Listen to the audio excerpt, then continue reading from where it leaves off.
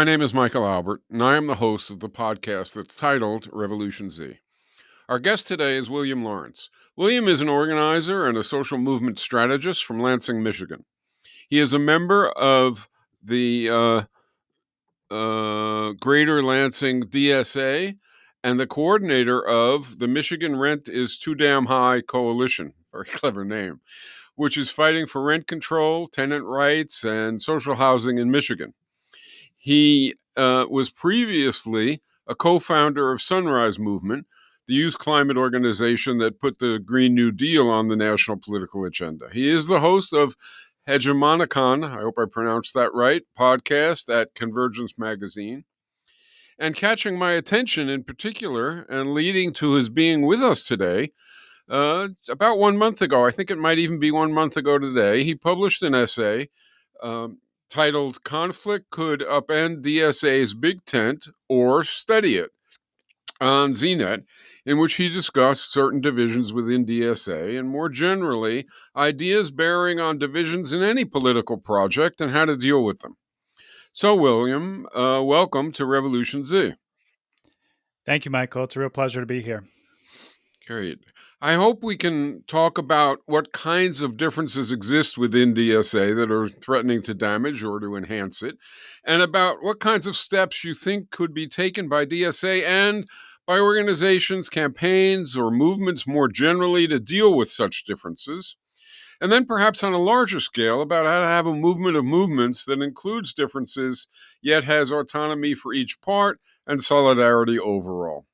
So first, can you initially, for those who may not know, just briefly indicate what DSA is and its size and current focuses?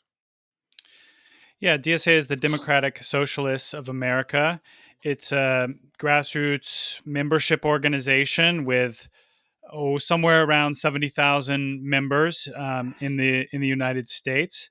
I think that makes it one of the largest Democratic membership organizations, maybe the largest Democratic membership organization on the U.S. left outside of the labor movement. I'm been a member since 2018. My main work has been in the climate movement, and as you mentioned, my main political work was in the climate movement with Sunrise Movement, and then now I do tenant organizing. But there's a lot of folks like me who do a variety of political work and mass work of various kinds that are also rank and file members of DSA. And that's one of the really cool things about it is that anybody can join. You get a vote in your local chapter. The chapters vote at the national convention.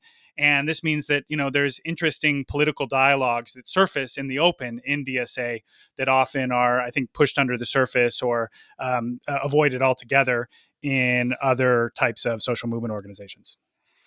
Okay, so in light of that openness, what are the key issues, I guess, and contending views that now threaten DSA's unity or maybe to strengthen DSA's solidity? But what are the issues that are on the table, so to speak?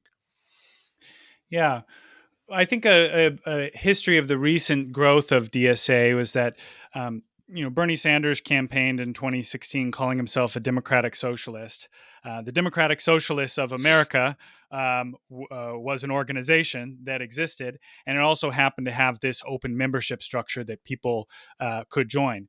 So it was a case of having kind of being in the right place at the right time, but also being prepared to absorb a lot of that energy by virtue of the membership structure.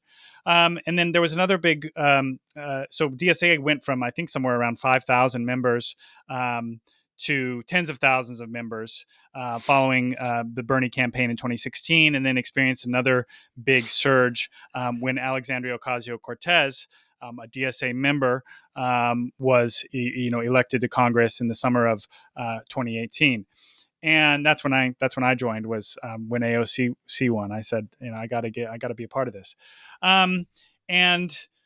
so then since then, and there are have been people from a variety of tendencies on the left, ranging from revolutionary communists to reformist social democrats, who are members of DSA.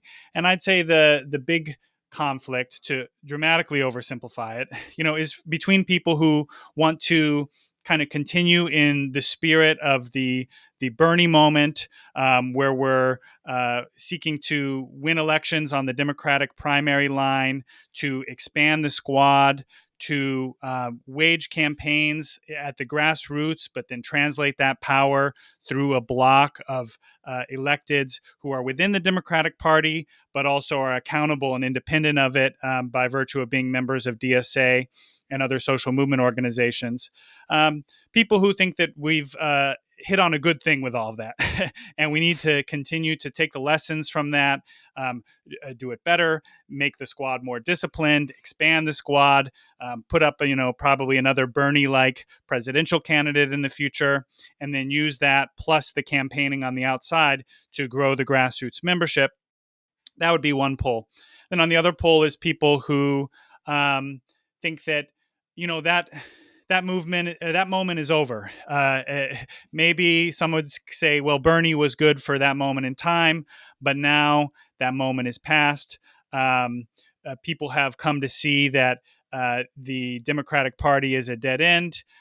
They see much more co-optation occurring from members of the squad than they see independent political action, and they argue for a hard break from the Democrats. We should disassociate from them entirely. Maybe we should go some sort of third party road, or maybe people would have a non-electoralist view entirely. They'd say we need to have some sort of independent grassroots working class power, and we should be angling towards an out and out revolution in the United States on a shorter rather than longer time frame. Of course, this is dramatically oversimplifying it. There's a lot of nuances within those positions, but I would say it's kind of a classic revolution versus reform kind of divide that is at work in DSA. I wonder, of course, like you say at the end, this is not new. This is a frequent situation on the left. And I wonder what you think about, um, call it oversimplified, call it almost a trivially obvious solution to the reform versus revolution division. So, would anyone on what we'll call the reform side or the social democratic side or the electoral involvement side say that to achieve transformed economic, gender, cultural, political institutions in the U.S. would be a bad thing? In other Of course words, not. would anyone on their side say that? And then would anyone on the, let's call it the revolution side, say that to end a war or win the recent General Motors strike or win a United Auto Workers strike or win a ceasefire or win gains for women or minorities, et cetera, would that be a bad thing to win those things now? No. And if neither side would say that, why wouldn't there be unity around seeking reforms but not being reformist and seeking fundamental change, but in part by winning a trajectory of reforms in non-reformist ways? I mean, why isn't that the sort of obvious solution to this tension? Maybe not all tensions, but Yeah. this one. I think it's partly about what people mean by political independence and what is the path towards reaching some sort of revolutionary or transformational outcome. I think in the incentives of the political system, such as it is, if you're seeking reforms, you're going to get drawn into dealing with the two party system. If you want to establish a block in a legislature at a state level or a federal level, you're going to have to run on the Democratic Party line. That's just facts. Like maybe one out of Yeah. 100 times, you may be able to find some sort of local contingency that allows you to be elected as an independent or third party. But the two party system is a matter of mathematics and game theory. The spoiler effect is real, and the path for people on the left to get into elected office is on the Democratic Party ballot line. And so the people who are the reformers they embrace that. They say, okay, well, that's just how it is, and the key is to build independent infrastructure that is independent of the Democratic Party apparatus, the DNCC and the DCCC and so forth, so that we can continue to elect these people regardless of if they don't have any support from any of the quote unquote Democratic Party apparatus, because the ballot line is different from the party infrastructure, of course. But I think the people who are the ones who support a hard break from the Democrats, they think that um, they have a conjecture that people are fed up with the two-party system and any association with it is delegitimizing. So if you call yourself a Democrat to run on the Democratic primary line and you're also a DSA member, that dilutes the brand of DSA, I think is the argument there. And uh, and it confuses the matter. So better to be fully against in name and in deed, and not risk any compromising association with the Democratic Party. Okay, I can understand that intellectually. Um, let's set aside for a minute debating the relative merits. So you have this tension. You have an organization with 70,000 people in it, and there's some who feel one way and some who feel the other way. And it sounds like the real tension is um, operating in some degree at all within the Democratic Party or in the context of the Democratic Party versus saying the Democratic Party is garbage. We are not the Democratic Party. Don't confuse us for the Democratic Party. We want revolution, not the kinds of nonsense that the Democratic. Okay, so without even debating that point, I still don't see why an organization couldn't say and wouldn't think it made sense to say if you are if you believe that it makes sense to pursue a block in the Democratic Party and reforms, but in a way that is constantly talking about building toward a transformed future and even describes that future and even talks about later, right? If you believe that, pursue that. And if we others believe that we should operate with no attachment at all and with no connection at all, et cetera, we'll pursue that. And over time, we'll either discover that the former can do the former and still believe in the latter, and the latter can do the latter and still believe in the former, or we'll discover that there is a real divide, but we'll discover which side works. Yes, And that just seems so much more obvious than getting into a mode where each side is viewing the other as an enemy in some sense that I has to be agree. I agree. extinguished. They're fighting over the camps are fighting over the brand identity of DSA because each feel maybe more attached to their own vision of what it ought to represent than the idea that the big tent is valuable. So people who are on the reform side say, some would say that these loony leftists are they're making us look bad, and some on the other side would say these fucking reform hacks are making us look bad, and therefore we can't build with the people that we want to build with. And I mean, I see people making these arguments all the time online, and I don't think that. Anyway, I disagree with that, but I do think that Is, that's the direction it's headed. is there any evidence for either claim?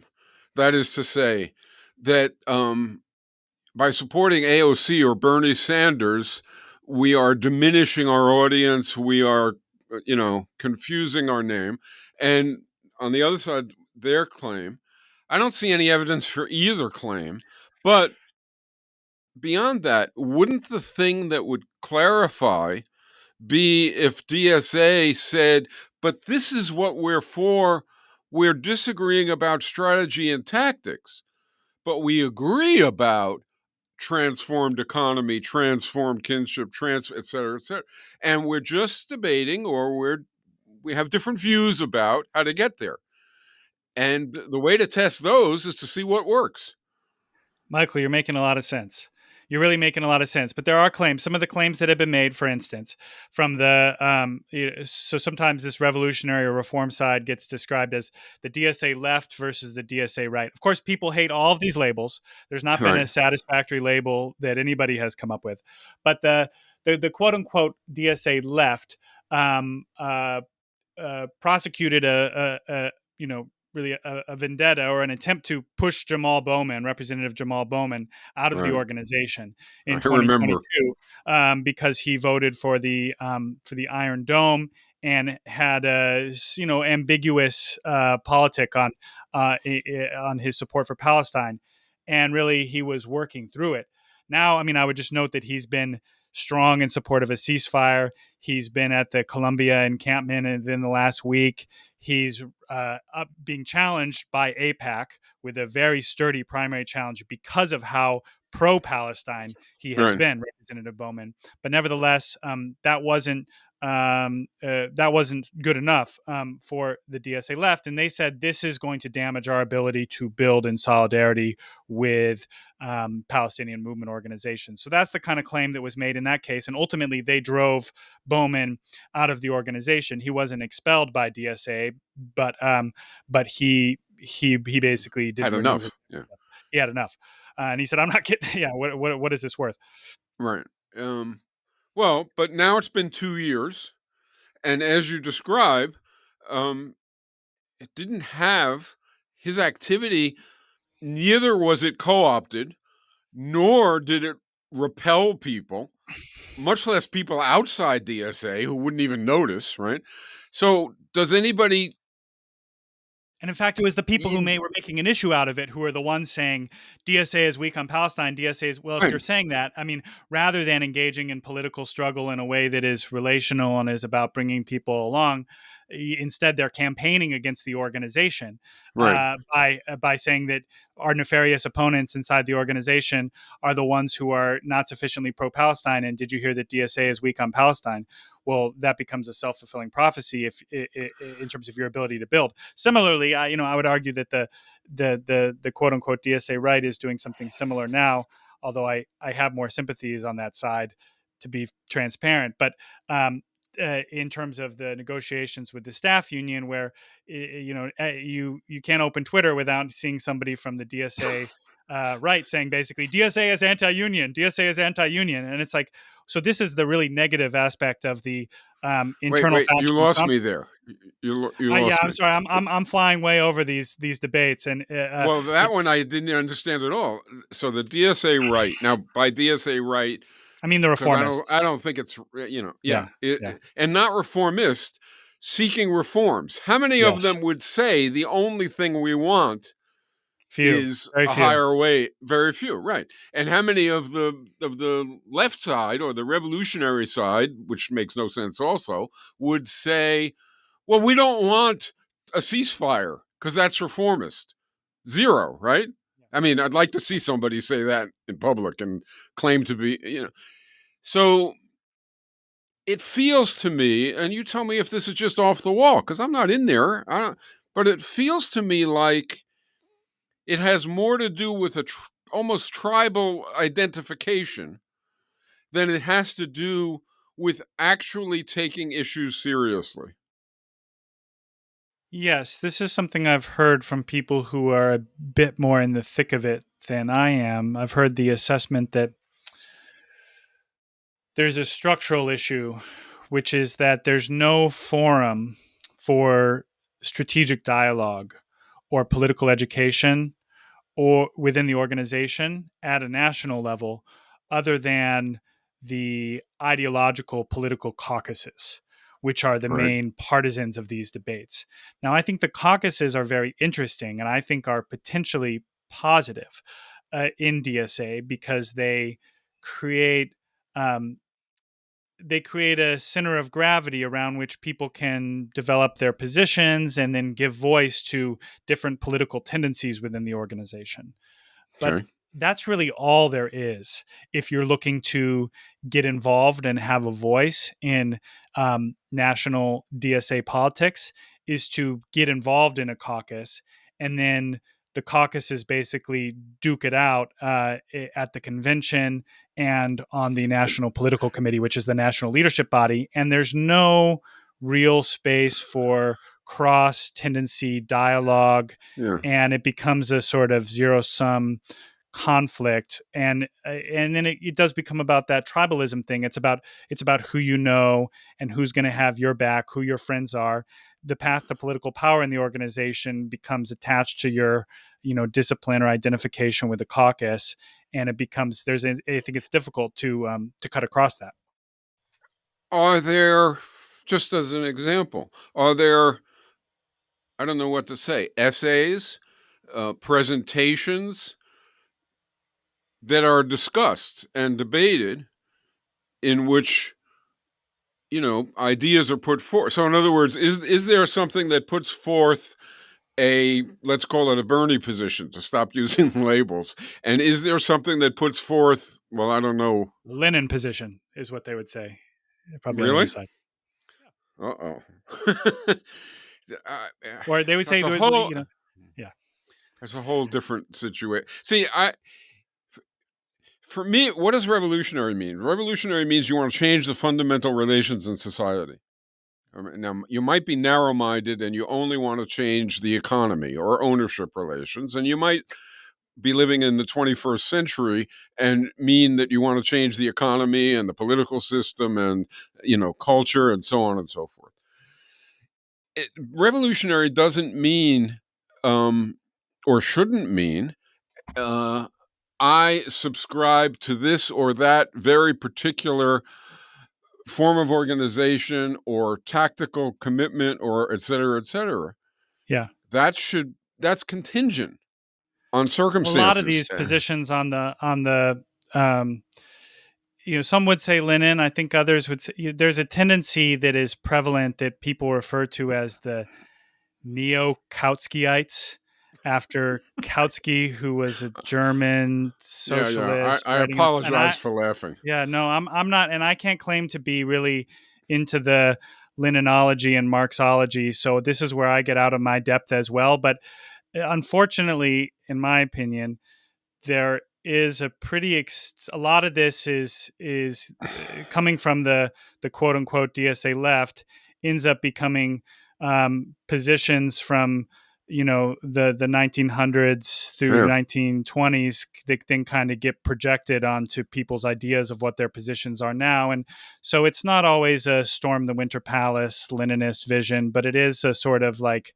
um, aggressive version of the democratic road to socialism, through a yeah. Yeah, I mean, I could see it on both sides. That is to say, I could imagine on the reforms are valuable. We should try to win them in a way that leads to a better future. On that side, I could see people saying it's Michael Harrington or it's Bernie Sanders, and he's our man, and don't violate what seems to flow from his identity. And then on the other side, like you say, I could see that as being Yeah. Lenin or Trotsky or what have you. Um, The number of true Neither just one would just make as any an sense. aside, right, right. I'll just note as an aside that the number of true Harringtonians, I think, is pretty small these days, and people even on the Bernie side are kind of eager to distance themselves. I mean, look no further than the issue around Israel Palestine would be one of many cases Yeah, where people would yeah, be eager to distance sure, themselves from Harrington. But yeah, yeah, and I just want to say, because my sympathies in practice are with the kind of the social democrats, the reformers, whatever you want to call it. And I'm a Green New Deal guy. I worked on the Green New Deal when I was in Sunrise, and that's been one of the major issues of that wing of DSA as well. And so I'm very much with that in practice. I do think the critique that I hear coming from the other wing, that I don't know is always heard or received by the reformers in DSA, is like, I I hear the question being, how are we not just going to speed run the 20th century and redo a sort of New Deal social democracy in the United States that may rebuild the U.S. middle class, but will be built on the back of a new Very another century of American imperialism abroad. And I think perfectly that's a fair question. very fair question. And I don't But think that there's always been. I don't think that there's a great answer. I don't think anybody has a great answer of like exactly what that will look like. But it's something we have to discover. sure, but in the same way that you don't want to rebuild that, you probably don't want to go back to the 20th century or the 19th century or the 18th century to look for a solution. And a solution isn't another, you know, it drives me crazy. And but you see, I think that one of the things that you're doing when you describe, I mean, I don't think there's anything wrong with it. But if they describe themselves, right, as social democrats or as reformers, then I can understand the split emerging and diverging, right? Because the people who you're calling the left, I would then be on the left, right?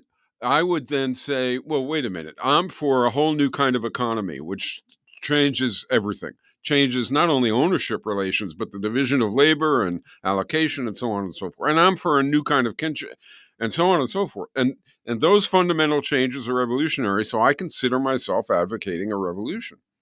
And if Yeah. you're telling me, right, Joe, if you're telling me, um, uh, I think it's fine to just reform things, it's fine to accept the basic structure, but ameliorate the pain, then we have that's a substantial difference. It's not Mhm. obvious that you can do day-to-day practice together in some sense. In fact, I could. I wouldn't have any trouble doing day-to-day practice together, but I wouldn't give up what I was supporting. Yeah, on a tactical rather than a Yeah, strategic level, it's one might say. it's I would wonder if does the social democratic side, does the reforms matter side, reforms are important side, and reforms are what we can win now side, does that side say to the other side, okay, what's your alternative economy?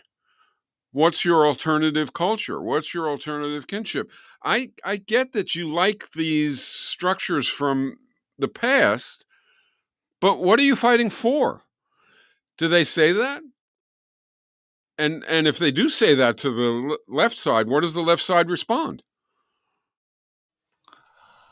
I think the the right side have been a little late catching up to these dialogues, frankly, because they've been the ones Ah, um, I see. who really place a premium on practice and on organizing and on campaigning out in the world. And that's their sort of like that's what they value, and that's how they consider themselves to be strategic and virtuous is, and they'll tell you about their success at organizing, about the Right. campaigns they won, about the people they've elected. And they've been getting prosecuted over the last several years with this critique from the left, which then at the last convention succeeded in winning a majority on the National Political Committee from people who frankly value analysis and critique more than they value organizing to win things in the here and now. And But everyone is believes, of that course, fair? I mean, theoretically in organizing and building a mass movement, sure. um, but so the answer to your question is maybe somewhere, but no, I haven't quite heard that organized, like ideological line of questioning or critique coming from the right back across to the left.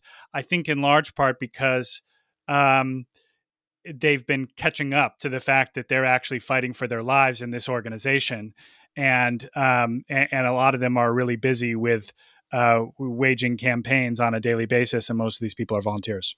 Let me ask the flip side of that question.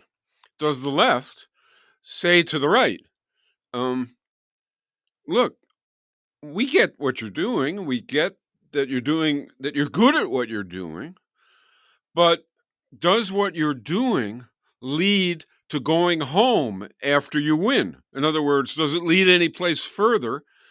And if it does, where? And how do you know? Let's say you're fighting for a higher minimum wage or a shorter work week, which would be really very good. Do you fight for that in a way that causes, that attempts to cause people to seek more after, or do you fight in that for that in a way that is like an end in itself, and you won and you celebrate and you go home? And Yeah, that would I'm be a thinking of fair an question article. from the left I'm to thinking ask of an to the right. article that I read that I think did frame that pretty well. It was written by some organizers, DSA members in New York, largely in the context of tenant organizing Okay. happening in New York City and then playing out in Albany at the state level.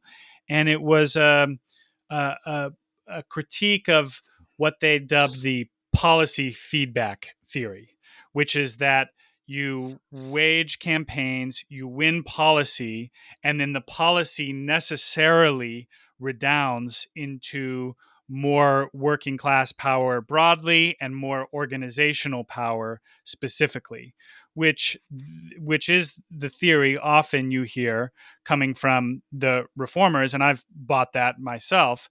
But this article was asking, like, is that actually playing out, and can we evaluate if that's playing out, and what are the conditions under which that would play out? And let's Yeah. not What do you just have to simply be assume saying while let's you're not just organizing? exactly Yeah. let's not just Yeah. simply assume that you win and then the win automatically creates this virtuous cycle of policy feedback, because we Doesn't. have some evidence that it can work to the contrary, or it can have a neutral effect. So that was Right. an example of an article from the so-called left to the so-called right that I thought was a step in the direction of a useful strategic And conversation. Yeah. okay, so again, independently of who's right and who's wrong, when that article appears, what happens in DSA? I mean, in other words, do people feel the need to discuss it and to No. As hear far as each I can other? tell, And no. No. No. well, it seems maybe that's the essential problem, right? I mean, of course, it's not going to go anyplace if nobody's listening to anybody else, right? I mean, Yeah. Yes. well, okay, how do you explain that nobody is listening to anybody else?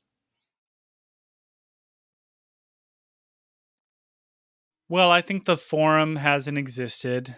The incentives have been structured, as I said, towards participation in one's caucus and then engaging in the political terrain of the organization as a form of caucus warfare rather than as a process of mutual dialogue towards shared Something learning better. and Right, understanding, something better, some position which is neither of these positions. Yeah, right, an actual right. engagement in the dialectic of ideas, one might say. And uh, like, like, let's try to find the third position, because I don't think either of these camps really have the answers about how to, like, enact a transformational change in the United States. Um, but I do find the potential for the dialogue to be very fruitful, which is why I Yeah. even tuned in and got invested in these debates in the first place. Because, like, as someone who's, like, definitely, like, organizing around some version of that policy feedback strategy, like, I need somebody holding me accountable to say, like, don't just get lost in the sauce of, like, trying to find your win, because Lord knows that's hard enough by itself. But you have to do something even harder, which is to slingshot that into, like, this vaster form of working class power and mass movement. So Right. that's where I find the dialogue to be potentially generative, but it needs to have have a forum in DSA where it's not just there for people who are curious and interested in doing it, but there's actually a structural incentive that you need to be a part of that in order to have success in the organization. This may sound a bit insane, but imagine a sports team and it everybody wants to win, right? And so they want to do better and they want to, etc. They don't set up caucuses in the team that one goes for defense, one goes for offense, one goes for 3-point shooting, one goes for trying to stuff them, et cetera, et cetera, and they argue their case as if they talk and they have a coach, but they talk and they try and figure out and they test things, and Yeah. they don't want to be right, they want to win, right? They nobody gives a shit who's. You see what I'm saying? Now, maybe There I'm is competition. idealizing a You want to get little. the starting. You want to get into the starting lineup. I mean, you want to get more Yeah, minutes than sure. the other guy on your team. So there is competition, but the competition, but there's there's an order of operations. On a good team, the team is Yeah, first. Everything is about the team, and then it's about fierce competition among the players on the team to be the best they can be and get the playing but time. that helps the team. Yeah, but that helps the So team. that's okay. Yeah. So, and, you know, it, I used to say this all the way back in the 60s. We used to play socialist basketball in the 60s. The idea was to make your opponent as best they could be. So when you defend somebody, you defend sort of consistent with the abilities of the person you're playing with. So you don't squash them, you don't stuff them, et cetera, et cetera. But there's one problem with this way of playing. Same thing with offense. There's one problem with this way of playing, which is that it has nothing to do with winning. And that's fine for socialist basketball. It is not fine for the left that is trying to create a better world. We have to win, right? There's no, that's it. Winning matters. Um, so you don't want to become macho because winning matters, and you don't want to lose track of human sensibility because winning matters. But you want to win. I've often felt, and this is a question, believe it or not, I've often felt that on the left, um, the idea of winning is not prevalent. Winning a new world, winning a campaign, yes. Winning maybe an election, yes, right? But actually winning, changing, transforming society. And so that doesn't serve as the unifier, right? Within which we discuss different strategies and different tactics. Instead, the identity isn't the goal, it's the strategy. Like I'm a Leninist, right? You see what I'm saying? And so, Hmm. and that's at best. At worst, the the thing that's forefront is, do I look revolutionary? Hmm. Do I sound revolutionary? I mean, that's the worst version of this. Um, because that's all I have to do because I'm never going to win. So what the fuck? I might as well just, you know what I'm saying? I mean, I'm not sure I'm being clear. Yeah, yeah, no, absolutely. I mean, let me maybe build on that a little bit. Something and how I see this playing out in these different tendencies is what we lack is a clear program and a clear vision uh, Yeah, of how we actually get from here to there, how we actually get from inside this brutal right, system that is also built on a mountain of bones and a river of blood, how we get right. from inside of this into something which is qualitatively different. That's the thing that we lack. And so Wait, then, wait, wait, wait. What's that qualitatively different thing? well, we would need a vision of it, and then we would need a path for how we get there. But so some Okay, so people we have lack ideas about both. that. We lack both in many cases. Right, We, right, some people may have some idea of a vision, participatory economics or what have you, or right, but that can be kind of pie in the sky. Not that it's useless, but we certainly lack the path and the program together, and so I think that the people who are on the quote unquote DSA right and the people who share that tendency outside of DSA on the wider left um, are people who really think of themselves as winners, and they want to prioritize winning and they want to prioritize impact. And being able to show that and demonstrate that, whether that's in terms of the scale of your organization or the reforms that you've won in the world or the people you've elected to office, again, that's what they value. And if you ask them to like justify themselves, that's what you'll hear. But that comes at the risk of ending up entirely inside the system right, that we already have, because right, that's where the wins are available to be had, and we lack for the pathway towards the greater wins. Now, I right. think the other tendency, the so-called DSA left and the wider revolutionary left, or whatever you want to call it, those are the people who um, they really value staying in integrity and truth about the nature of the system, about the violent foundations of the system. And they don't want us to forget that, like, the violent history of imperialism, of colonialism, the foundations of the order, and the fact that this exploitation continues on a daily basis. And it's like more important for them to hold on to that truth, even if it's just one person repeating it to another person who repeats it to another person, and kind of keeping the torch of that truth alive is often more important than being able to show something that, the wide world will recognize as a win Right. in the here and Right. now. And I also find that valuable, because Right. like if because of course we can't forget that. But Right. both sides lack for the path through into something Right. else. And I think that's And what you would think that the discussion would be fruitful. See, that's yes. what or it's taking everything that you just said, right? It seems like a 10-year-old could deduce that a discussion would make sense, that listening to each other would make sense and might yield real fruit. If it doesn't happen, then there's an impediment. You know what I'm saying? In other words, it's a natural thing to have happen, but it doesn't. And so the question is, what the hell is the impediment? What is it that stops it? Is each side afraid that it'll lose? You could see for the left could be afraid we're going to lose touch with the reality of how bad things are. What is the right afraid that it would lose? In other words, it's not the right. I hate to call it that, but what Yeah. would it be afraid of that would cause it to circle the wagons instead of to try to discuss? Letting the fox into the henhouse is what they're afraid of, because they think that there's no compromising with these people, and ultimately they're out to wreck the organization. That's what some people would say they're afraid of. Huh. Okay, so now comes the hard question.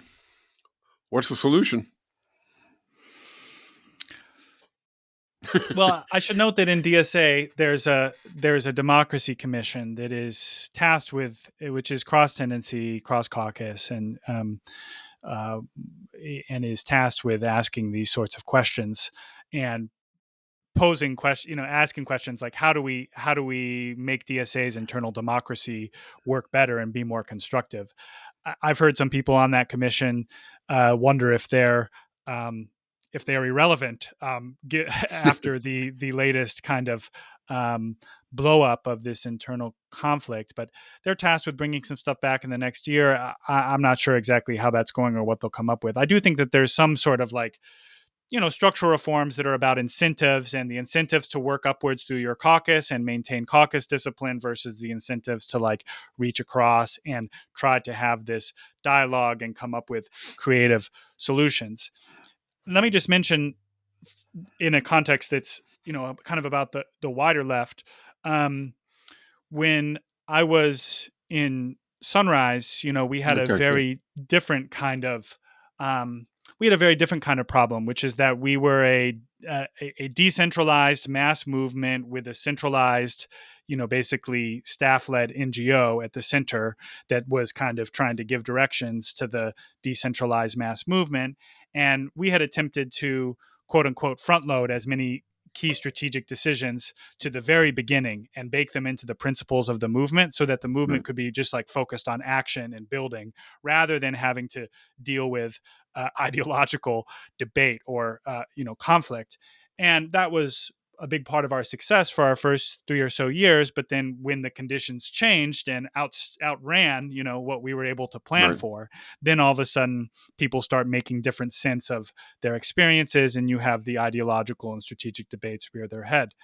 And in that context, I wrote a piece that was internal to Sunrise called On Strategic Dialogue, which was just about the need for exactly what we're talking about, the opportunity to discuss this in the open, in the organization. I mean, forget about the organization from a pedagogical standpoint for the development of its members, being able to talk about the struggles that we're participating in real time is absolutely essential for us to be able to learn from political struggle in real time. I was on the national team at Sunrise. We were having all kinds of crazy experiences, at the quote unquote grass tops of all the major progressive organizations in the US and in Congress and whatnot. We were learning a lot. I would have loved the opportunity to be able to talk about that with people who were at the grassroots of Sunrise, who were learning other things about how we were being perceived, about how our structure was working and was not working, and how the struggle was taking course on the ground. We all had the opportunity to learn a lot from each other that we didn't do, and in the end, it tore a lot of us apart, and the organization had to rebuild because we lacked for that the strategic dialogue to be able to learn, and then the decision making process that could collectivize that through some sort of democratic process to then agree on a shared course of action. Instead, we had basically a command and control thing going on, and that only worked for so long. So I think that's where then after that, I got interested in DSA because I said, well, DSA has a form of resilience and durability. And this is what I said in the first section of my essay, that is a result of the fact that it is a member democracy. So there's the potential for something different, something better to be happening here that results in, better pedagogy for the members, but also then better strategy for the organization as a whole, and the durability to ride through these political cycles, because no plan is going to just like permanently, reality is Right. ultimately going to catch up to any plan you can make, and you're going to have to make a new plan. But as we've said, obviously the incentives aren't there yet in DSA to be able to actually have this work on a permanent basis. So something's going to have to change. Changing gears a little, certainly not because I think there's something more important. I actually think that the kinds of things that you've been talking about dwarf in importance the kinds of things that mostly get attended to, right? Which is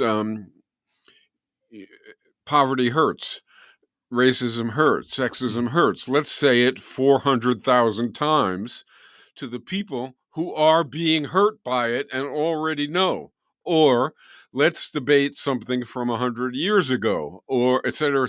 This stuff, which a lot of people, I think, probably would deem airy and, too abstract, or I don't know what they would call it, is actually what stands between the left 55 years ago and the left now and winning. Um, Mm-hmm. it's not an understanding of oppression that stands between it, and it isn't even, it's dealing with these issues.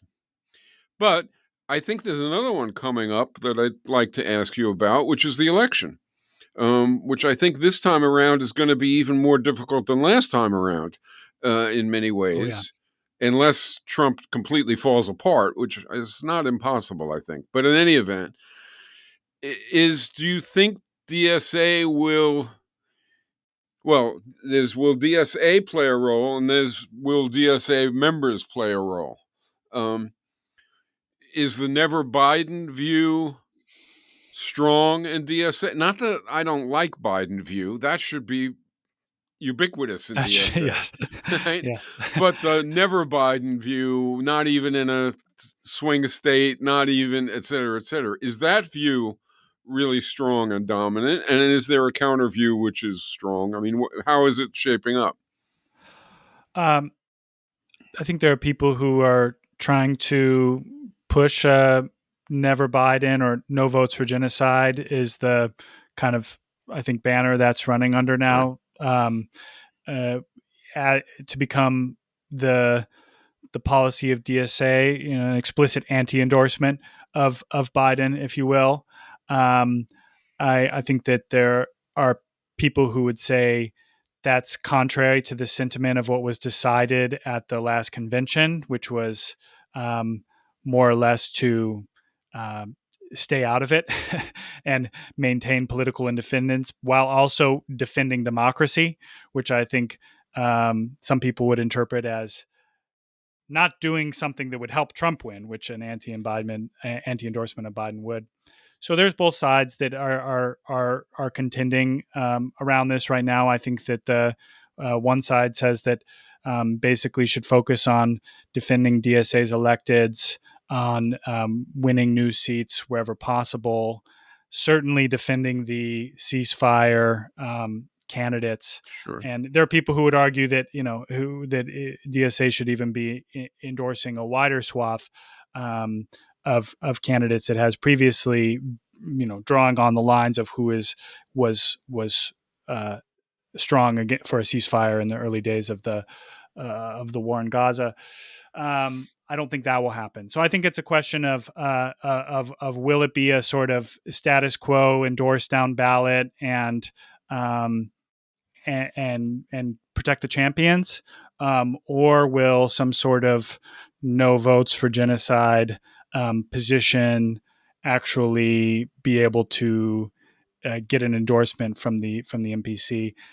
I think that would be a disaster. I hope that that's not what Yeah. happens. Yeah. But yeah, I find it. I find it to be good enough to say Biden's not my friend. Trump's not my friend. I'm not going to say a single nice word about Biden.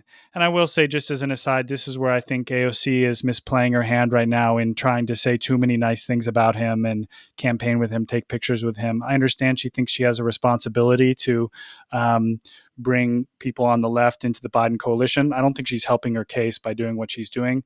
I think it's plenty to say, I don't like either of these guys. The nicest thing I can say about Biden is I think Trump and his forces need to be crushed before Biden and his forces can be crushed. And so we're just going to have to That's do it in order. that's right. And if that's what one thinks, it means one A certainly does not, which is what you suggested earlier, certainly does not do things which enhance the likelihood of Trump winning. And that's a real issue. Yeah. It may be a real issue in Chicago in the summer. Yeah. But uh, does one, and I would say one does, urge a vote against Trump, which means a vote for Biden, in swing states and in contested states? Um, I would. I mean, I live here in Michigan, and I'll say I think to this day that Biden should resign and from the race, and they should install a different candidate at the convention. sure. Ezra Klein made this argument months ago, and I think it's as right today as it was then. I'm dismayed by how little traction that's getting. I think that the Yeah. polling shows that Biden is a very weak candidate, and I do believe that the Democratic Party has a handful of other candidates who would be better as general election candidates to defeat Trump. So until the convention occurs, I'm going to keep repeating that. But once a nominee is determined at the convention, I mean, I'm comfortable saying now that I'm going to vote for the Democratic nominee. But I don't have to say anything nice about them other than No, right. that Trump And needs to be defeated. the idea that one can't say that, which is basically the critique of that, is if you say, I'm going to vote for Biden in Michigan because I'm going to try and stop Trump. If you say that, you're a shill for the Democrats. It means you love the Democrats. That's This that's just reflects so a real far from insecurity. It's reason. like Yeah, how insecure do you have to be to not be able to uh, just state the reality of the yeah, situation, and it just reflects a real kind of yeah, struggle with boundaries. I think, like yeah. if I'm going to get cooties, or I'm going to be morally infected if I just don't buy it. Yeah. Well, you're right. But, so that's. Do you think it will blow up that, or it'll that one will be able to be handled? I don't know. I mean, I think Chicago is going to blow up at large, regardless of what happens in DSA. I mean, I think that if it weren't in Chicago, who knows what would happen? But given that it is in Chicago, we're destined to repeat history. I mean, it's just because It's people are going to want to perform um, the story from 50 years ago. And again, being here in Michigan, I mean, I just will say that, like, the thing I will never do is I will never tell someone who is Arab or Palestinian American to vote for Biden, because the position is very clear from in that community, which is a large community here in Michigan, that they simply believe that that Biden must be must be punished to the greatest extent possible for the crimes he's committed. And as somebody said at the encampment I was at the other day at Michigan State, a 75-year-old venerable Palestinian American man. I mean, he said, Trump gets elected. We'll deal with him then the way we're dealing with Biden now. Now, again, I've already said I'll vote for the He's Democratic wrong. nominee, but it's going to be. I don't think there's a way back with the Arab American It's community unless there were to be an absolute about face from the Biden campaign between now and then. So it's going to be very difficult. it is difficult. It's going to be difficult with lots of people, but I mean, I look at the situation and I just feel like, I mean, I write, so I have to write about that, and I have to tell the truth, which is that it's an absolute, I call him Genocide Joe. I don't have any problem with that. But I wouldn't have any problem if I was in Michigan voting for Genocide Joe, because for so many reasons that are so obvious. But anyway, let's not dwell on that. Uh, we're just at about an hour. I wonder if there's something that you would like to talk about that we haven't yet, that you would have liked to have gotten in. I just think this moment, I mean, to bring the two threads of the conversation together, the conversation about strategic dialogue, the conversation about the presidential election in the context of the genocide in Gaza. I think that this is going to be the question for the left in this decade, is how to reconcile the aspirations of the Bernie moment, when we learn to dream bigger and fight for more as members of the U.S. working class, and dream of some sort of social democracy in the United States, and then the ongoing reality of American imperialism that we're face to face with in the present moment here in 2024.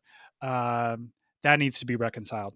And we need to find a program that allows us to fight for ourselves and fight for people here at home while fighting for the poor and oppressed people of Palestine and across the global South.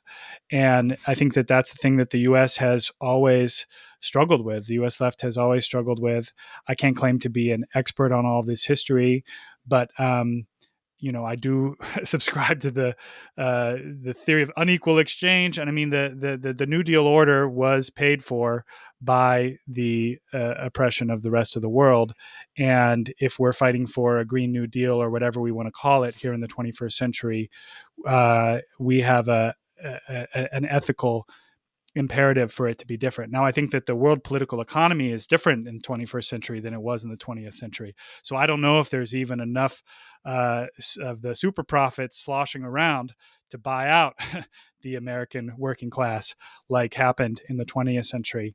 That's something that I want to talk to some people who are scholars of political economy about. I'm going to be doing that on my podcast. But this is the question I'm sitting with. I think that this is like very much just like what the left at large is dealing with in the United States, and I don't want to back down. I don't want us to back down from finding finding a synthesis, finding an answer to those questions. Okay. Well, it's been very good. I much appreciate most of the stuff that you've been saying, and the concreteness of it coming out of DSA, and your personal experiences, and also with uh, Sunrise. Um, I wish you had a larger forum to express this stuff and have it debated. Not just to pronounce it, but have it debated. I often feel that way. Um, it's a frustrating situation, and I would just advise you hang in there. Um, uh, Thank you, Michael. you said 2 or 3 different times that you don't have experience of certain kinds of ideological stuff. Well, I'm here to tell you that that's not a debit. Some of that is a virtue. Some of that, I had a friend, he's not with us anymore, but he wrote a book called The More You Watch, The Less You Know. And it was about American TV and, the Mm. media industry, and in particular the news. And it was the more you watch, the less you know. Um, the more you bury yourself in, uh, ideological formulations that most people can't even read, much less relate to, the less relevant you are. Is not a crazy formulation. So I wouldn't rush to switch from what you're paying attention to classics or whatever, right? Yeah. Just keep Yeah. on doing what you're doing. Mike, the thing that I think I do well with that is that I mean, I have a practice of organizing in mass work. I'm doing my tenant Yeah, organizing, and that's half my time. And then asking these big questions is half my the other time. part. And I'm trying to keep it that way because I do think that each of them holds the other accountable. So I think a lot more Well, people ought to be trying to strike that balance. exactly. And that said, this is Mike Albert, signing off until next time, and I hope you'll return at some point in the future for another session. Maybe as we get close to the middle of the summer. Would love to. Uh, uh,